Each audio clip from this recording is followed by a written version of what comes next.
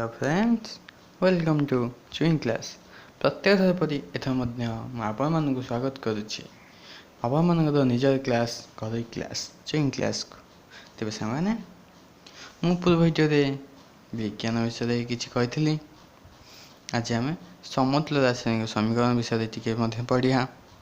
आसतु एवं आम भिडियो को आरंभ करिया एवं मन रखु भिडियो भल लगे लाइक करदे, सब्सक्राइब करते सब्सक्राइब करके पाखे थे बेल आइकन को प्रेस करदे एवं जदि किसी डाउट रही जाए ना निश्चिंत रूपे कमेंट सेक्शन में जनाइदेवे।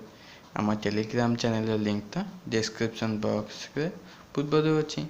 आसतु एवं आरंभ करिया आमर ये वीडियो। ये देछि समतुल्य रासायनिक समीकरण।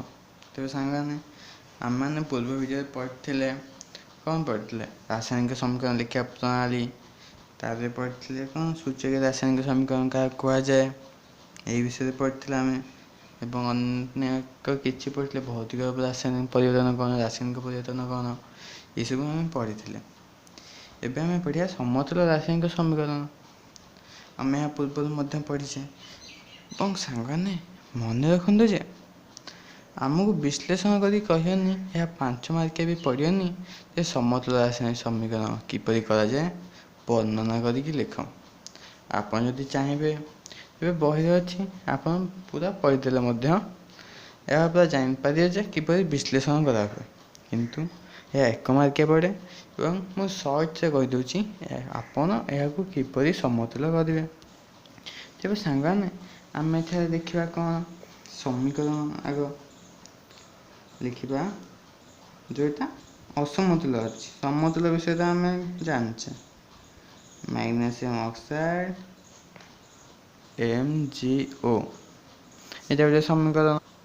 तेज आम बही के सी प्रथम बॉक्स करदे सबुपटे अलग अलग आर भीतर जपर किसी परिवर्तन हेनी। तापर जो सारणी करिए कौन लिखिए एपटे प्रतिकारक एपटे उत्पादक। मैग्नेशियम केटा अच्छी गोटे, ऑक्सीजन गोटे दीटा, मैग्नेशियम गोटे ऑक्सीजन गोटे। तापर एठारे आप जी गुणिकी समतुल्य करिए तापर शेष में बंधनी को काटिदे।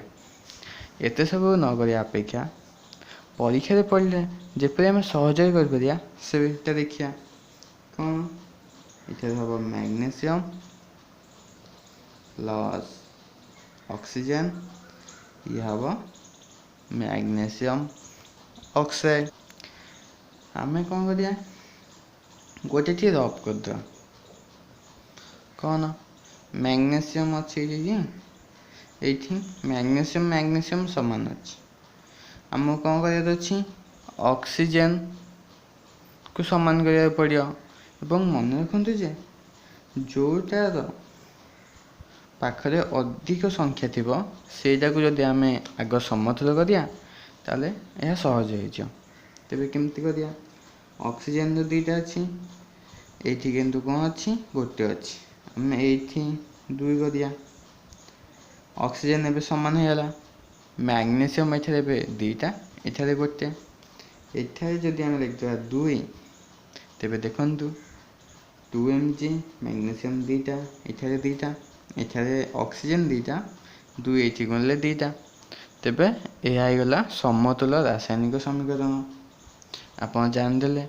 एवं आउ गोटे वीडियो करी जो कि सबुठ सहज आप करें।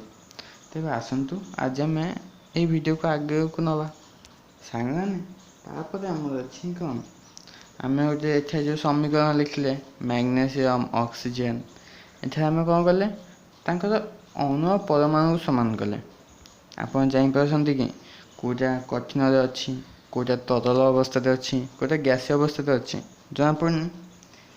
यह क्या अंतर्भुक्त ना भौतिक अवस्था का प्रतिकर सूचना आम ए कौन करिया तो अवस्था दवा आम तो से सर्ट से करिया ना ताले संकेत कौन आप जान दिंतु जे कठिन माने जो अणु एक कठिन थी तापे आम एस लिखा।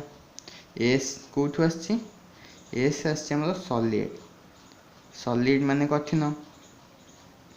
तापर जोटा अच्छी तरल ତରଳ କି ଯେଉଁଟା ଦ୍ରବଣ ମିଶିକି ଅଛି ତା ପାଇଁ ଲେଖା ହେବ ଏଲ୍। ଏଲ୍ କେଉଁଠୁ ଆସିଛି ନା ଲିକ୍ୱିଡ଼ରୁ, ଲିକ୍ୱିଡ଼ରୁ ଏଲ୍ ଆସିଛି ଆପଣ ଦେଖିଲେ। ତାପରେ ଆସିଛି ଆମର କ'ଣ ଯେଉଁଟା ଦ୍ରବଣ, ଯେଉଁଟା ଗ୍ୟାସିୟର ଥିବ, ଯେଉଁଟା ଗ୍ୟାସୀୟ ଅବସ୍ଥାରେ ଥିବ ତା ପାଇଁ ଆସିଛି ଆମର ଏ କ୍ୟୁ। ଏଇଟା କେଉଁଠୁ ଆସିଛି ଆକ୍ୱସ୍, ଆକ୍ୱସ୍ ଆମର ଆସିଛି ଏ କ୍ୟୁ। କଠିନ ପାଇଁ ଏସ୍, ତରଳ ପାଇଁ ଏଲ୍, ଗ୍ୟାସୀୟ ପାଇଁ ଏ କ୍ୟୁ। ଏବଂ ଗୋଟେ ଅଛି ଦ୍ରବଣ, ମାନେ କ'ଣ ଚିନି ପାଣି ଦ୍ରବଣ, ଲୁଣ ପାଣି ଦ୍ରବଣ। ତରଳତା ଆପଣ ଜାଣିଲେ ବରଫକୁ ଗରମ କଲେ ତରଳ ହେଇଯିବ, କିନ୍ତୁ ଦ୍ରବଣ ଏଥିରେ ଆଉ ଗୋଟେ ଜିନିଷ ମିଶିକି ଥିବ। ଆମେ ସେହିପରି ଦ୍ରବଣ ପାଇଁ କ'ଣ ବ୍ୟବହାର କରିବା, ଆମେ ଦ୍ରବଣ ପାଇଁ ବ୍ୟବହାର କରିବା ସେଇ ସଂକେତ ହେଉଛି ଏ କ୍ୟୁ। ଆପଣ କ୍ଷମା କରିଦେବେ, ମୁଁ ଏଠି ଟିକେ ଏକ୍ସଚେଞ୍ଜ କରିଦେଇଛି। ଏଠାରେ ଗ୍ୟାସୀୟ ହେବନି, ଏଇଟା ହେଲା ଦ୍ରବଣ ବିଷୟରେ ମୁଁ ସେତିକି କହୁଥିଲି। ଏବଂ ଗ୍ୟାସୀୟ ମାନେ ତ ଆପଣ ଜାଣିଛନ୍ତି, ଗ୍ୟାସୀୟ ମାନେ କ'ଣ ଗ୍ୟାସ୍, ଇଂଲିଶରେ ବି ଆମେ ଗ୍ୟାସ୍ କହୁ।